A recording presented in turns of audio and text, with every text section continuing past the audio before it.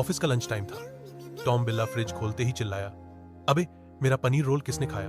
तभी पीछे से आई किट्टी, होंठों पर केचप और बोली, स्वादिष्ट था। टॉम गुस्से में उस पर झपटा, पर स्लिप होकर सीधे जा गिरा स्वीटी बिल्ली की मचान पर। स्वीटी बोली, चल हट, मेरा मेकअप बिगाड़ दिया।